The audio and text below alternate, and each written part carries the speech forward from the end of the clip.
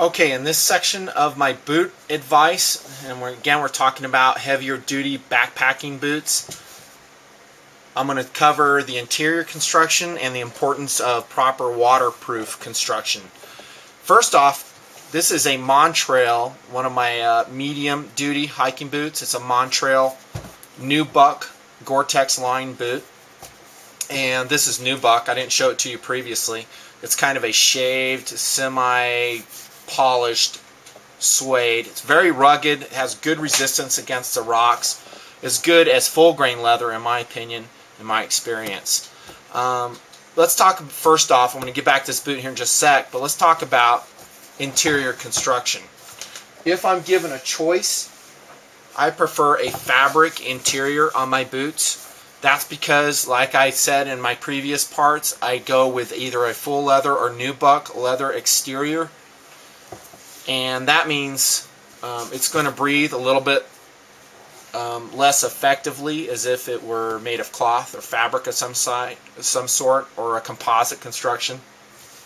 And this again would be my old tried and true Merrill boot, and you can see it has a Drylex. I think that's a brand name of the interior, that serve to wick away sweat. It really doesn't do that, but it does absorb sweat, and it keeps it a little bit out of your socks, and it breathes just a little bit better. So I prefer the fabric. One of my favorite fabrics of any boot is called Cambrel, and just a few boots use it, and this is Cambrel material.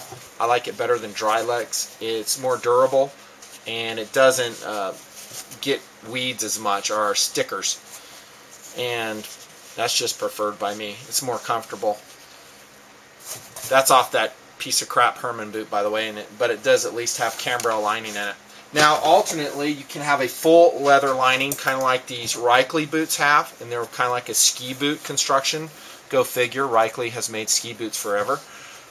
And that's a very durable construction. And the advantage of the leather construction is that in the heel area you see down there, it won't wear. And so, even though I try my best trying to fit my boots to my weirdly shaped feet, I still get a little bit of heel slippage now and again. And a fabric boot like these Merrells will actually wear out if it's made of fabric. And the leather will have an advantage on that it just pretty much won't ever wear out, at least for the life of the boot. The downside of leather construction is it won't breathe as well. It's 2 layers plus some padding in there, and you're not going to get as much ventilation in a leather boot as you would a fabric boot. By the way, notice this is the partially gusseted tongue I was referring to in a previous segment. Notice that the gusseting on this tongue of this Reichly does not go all the way up. Why they didn't do that is beyond me. It was still a good enough of a boot design that I obviously bought it and have used it, but I sure wish it was fully gusseted. And that'll lead us into waterproof construction. Now, the good thing Reichly did do on this boot is they used a one-piece chunk of nubuck leather for the majority of the boot, meaning there's no seams or stitching around the boot. That's very nice. The more we can minimize the seams and stitching, the better water resistance the boot's going to have. The Merrill here did the same thing. It's a one-piece chunk of leather, and it has the advantage of having maybe a reinforcement piece of leather here. I wish my camera would zoom out more. I'm trying a new camera out, so it has the advantage of being able to focus closer, so that's nice. So if a boot's constructed properly, especially a 100% leather boot, you really should not have any waterproof issues with it. And remember, your foot is creating a lot of water as you hike along. Your biggest water issue is going to be from your own sweat. So just be advised of that. Now, this Montrail is a different design. You see how it has multi-pieces of leather together? This is probably not the ideal design, because we can have our stitching fail here, and then depending on how they constructed it underneath this piece, we could actually supply a route by doing that of a water ingress. Nice toe rand on this Montrail, by the way. See how that rand? I wish all my boots had that. It's a hard rubber that comes clear across the toe. That's a very well executed toe cap / rand that prevents the issue I showed you with that Merrill, and that is the separation of my lower rand. And also, this is your highest wear area on your boot, is your toe. But that's a nice part about those Montrails. Very nice. It is nubuck leather, and I have found these boots to be relatively waterproof.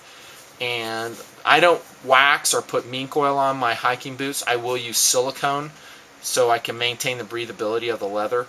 And I do find that I have to clean off the boot to the level this one's been cleaned and apply it then pretty much after every hike for it to be effective, because silicone just doesn't last very long. But a properly constructed boot really doesn't need a GoreTex liner. And this boot, as you can see, does have a GoreTex liner. And I guess they are thinking, well, it's a multi-piece leather boot, so the chances of water finding its way inside the boot from a stream or a creek crossing is maybe a little bit higher.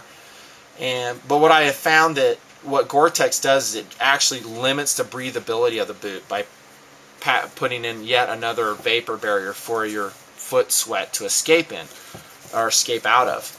So it's pretty much not necessary, and actually in a heavy-duty, well-constructed hiking boot, it can be turned to disadvantage because it limits breathability.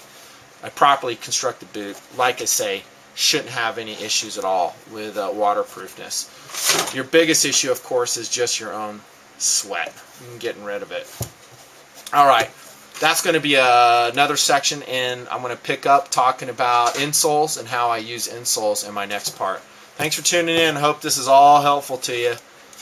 Nutnfancy.